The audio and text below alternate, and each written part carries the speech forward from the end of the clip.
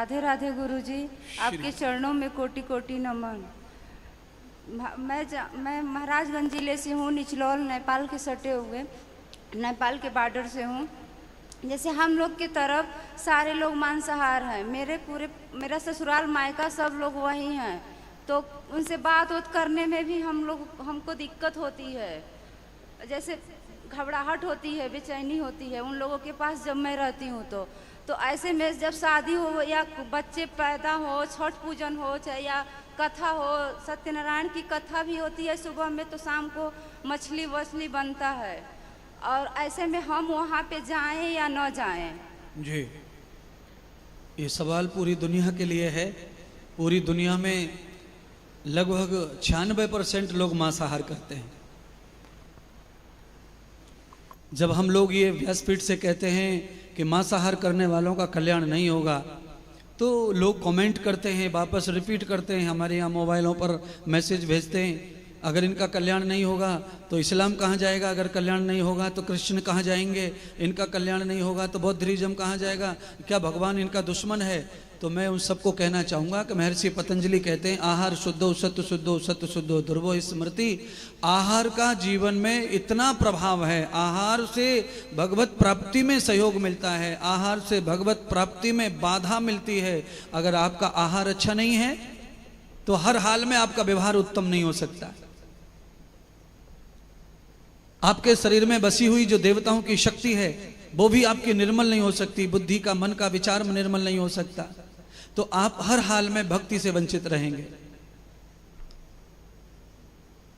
आपको परमात्मा की कृपा जो मिल रही है वो कृपा स्वाभाविक रूप से मिल रही है। जो गधा, घोड़ा, जीव जंतुओं को मिलती है, उन सबको मिलती है, वो तुम्हें भी मिल रही है।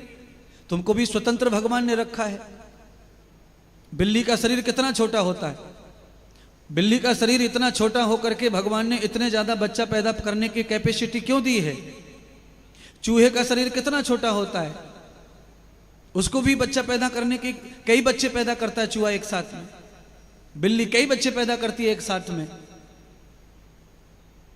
हाथी इतना विशाल होता है, उसको बिल्ली के अगर शरीर से नापा जाए तो हाथी कम से कम 4000 5000 बच्चे देवे, तो भी कोई बड़ी बात और अचंभे की बात नहीं है। बिल्ली के आधार पर देखा जाए तो हाथी के पैर के कम से कम 50 टुकड़े कर दो एक पैर के, इतनी बिल्ली बन जाएंगी। चारों पैरों के टुकड़े कर दो बिल्ली जैसे, तो आप कम से कम 500 बिल्ली पैदा कर लो, और 500 बिल्ली का 10 में 8 में गुणा कर लो।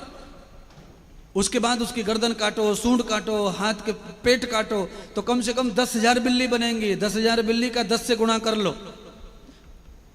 10 लाख बच्चे पैदा हाथी एक साथ कर दे एक ही दिन में, तो इतना बड़ा शरीर दिया है, फिर भी वो एक ही बच्चा पैदा करता है, वो भी 10 साल के बाद एक बच्चा पैदा करती है इतनी।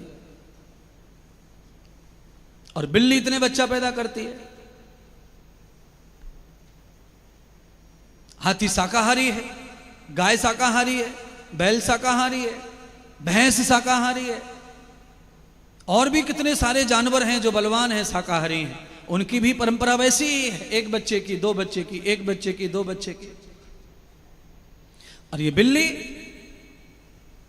और दूसरी जात कुतिया, कुत्ता, छोटे छोटे शरीर है, कितने बच्चे पैदा हो रहे हैं उनके। तो आहार का प्रभाव यहां तक दिख रहा है। आप जिस तरह का आहार खा रहे हैं, जितने परसेंटेज में लोग खाते हैं, उनका जन्म भी इसी तरह से होना है। एक के साथ में 10 फ्री, एक के साथ में 5 फ्री, ये सब जन्म की परंपरा है। और जो लोग शाकाहार करके जीवन को जीते हैं, बहुत ऋषि मुनियों की परंपरा है ये। हमारी हिंदू परंपरा में ये है, तो इसलिए आपको दुख है। हमारी हिंदू परंपरा में तो ब्राह्मण पूजा में कितने सारे ब्राह्मण हैं जो बलि को महत्व देते हैं, बलि प्रथा को महत्व देते हैं। कितने महात्मा भी महत्व देते हैं बलि प्रथा को, और उसको हटाने की बात कहो तो मरने मारने को, काटने को तैयार हैं, लड़ने को तैयार हैं। तो जब तक हम अपने सिद्धांतों को सही से उधारेंगे नहीं, तब तक ये सब चीज़ें नहीं होंगी। इसीलिए मैं तो यही कहूँगा कि जहाँ मांस परोसा जाता हो, जहाँ पर काटाकूटी की जाती हो, उस जगह पर जाना नहीं चाहिए। वो जगह आपके लायक नहीं है। उस जगह पे जाके आपका चित्त बिगड़ेगा, मन बिगड़ेगा, आपके शरीर के सब वाइब्रेशन बिगड़ेंगे। क्योंकि आप नाले के पास से गुजरते हैं तो आपकी नाक में गेंदा की, गुलाब की खुशबू नहीं जाती है, वहाँ तो गटर की बदबू ही जाती है।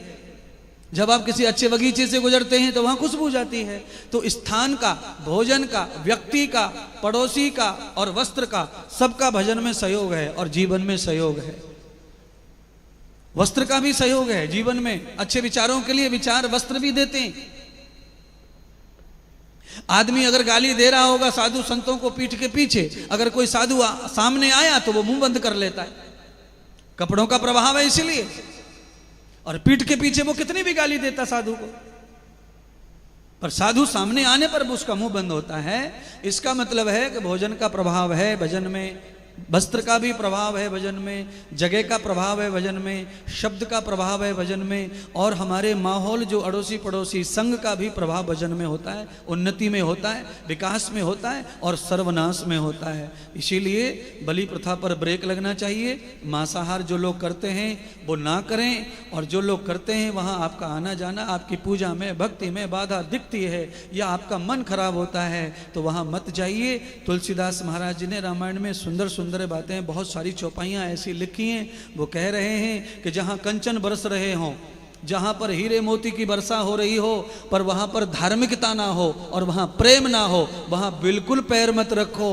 और जहाँ पर धार्मिकता हो, प्रेम हो, नेह हो, वहाँ कोई हमें पानी भी ना पिलाए वहाँ जाओ। तो जहाँ पवित्रता हो वहाँ जाइए, जहाँ पवित्रता नहीं है वहाँ मत जाइए। कुत्ता भी जानवर है, पूंछ हिला के साफ करके बैठता है। इतना सोच करके हमें जीना है, ऐसी जगह जाना है, ऐसी जगह बैठना है जो जगह पवित्र हो।